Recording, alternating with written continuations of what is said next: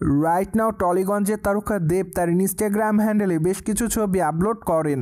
সেখানে অবশ্য তাকে দেখা যায় ঘোড়ার ওপর বসে থাকা অবস্থায়।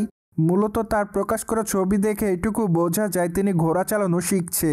ফলে বলাই বাহুল্য যে হয়তো রঘু ডাকাত চলচ্চিত্রের জন্য নায়ক নিজেকে তৈরি করছে, কেননা মাত্র কয়েকটা দিন আগে চলচ্চিত্রের মহরত অনুষ্ঠান অনুষ্ঠিত হয়েছে। পাশাপাশি নির্মাতারা খুবই শীঘ্রই চলচ্চিত্রের শুটিংয়ের কাজও শুরু করবেন। ঠিক তারই আগে দেব চলচ্চিত্রটির জন্য নিজেকে নতুনভাবে তৈরি করছে, কেননা চলচ্চিত্রটি প্যান ইন্ডিয়ান আকারে নির্মাণ করার পরিকল্পনা রয়েছে তাদের। তাই তো তিনি নিয়মিত চলচ্চিত্রটির জন্য নিজেকে নতুনভাবে তৈরি করছে বলে শোনা যায়। পাশাপাশি আরও জানা যায় যে চলচ্চিত্রটির বাজেট 10 থেকে 15 কোটি রুপির কাছাকাছি হবে। ফলে বলাই বাহুল্য যে চলচ্চিত্রটির মাধ্যমে এবার হয়তো দেব নতুন কোনো রেকর্ড তৈরি করবে।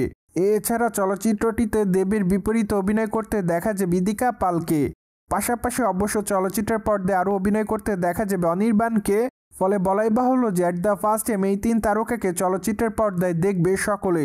মোরওভার চলচ্চিত্রটি অবশ্য মুক্তি পাবে দুর্গাপূজা উপলক্ষে গোটা ভারতে। ঠিক এর জন্য হয়তো নির্মাতারা খুবই শীঘ্রই চলচ্চিত্রের শুটিংয়ের কাজও শুরু করবেন। এমনকি তারা হয়তো একটানা চলচ্চিত্রের শুটিংয়ের কাজও করতে পারেন, কেননা আপাতত তাদের হাতে সময় খুবই কম বলে দাবি করে নির্মাতারা।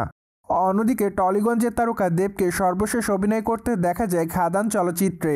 চলচ্চিত্রটিতে তার অভিনয় রীতিমতো তার ভক্ত অনুরাগীদের কাছে নজর কাড়ে। পাশাপাশি চলচ্চিত্রের পর্দায় তাকে দৈত্য চরিত্র অভিনয় করতে দেখা যায়। মূলত চলচ্চিত্রের পর্দায় বাবা এবং সন্তানের চরিত্র অভিনয় করেন এই তারকা, যা অবশ্য তার ভক্তদের কাছে নজর কাড়ার মতোই ছিল।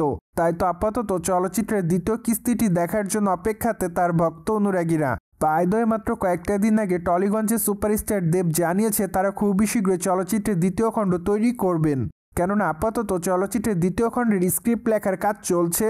মূলত চলচ্চিত্রের স্ক্রিপ্ট লেখার কাজ শেষ করার পরই তারা চলচ্চিত্রের শুটিংয়ের কাজ শুরু করবেন। তাই তো ধারণা করা যায় 2026 সালে চলচ্চিত্রটি মুক্তি পেলেও পেতে পারে। সো ভিউয়ার্স, জেনে তো নিলেন রঘু ডাকাত চলচ্চিত্রের জন্য দেব বর্তমানে নিজেকে নতুনভাবে তৈরি করছে। ফলে বিষয়টি নিয়ে আপনাদের কোনো মতামত থাকলে কমেন্ট বক্সে জানাতে ভুলবেন না। Subscribe our channel for more update.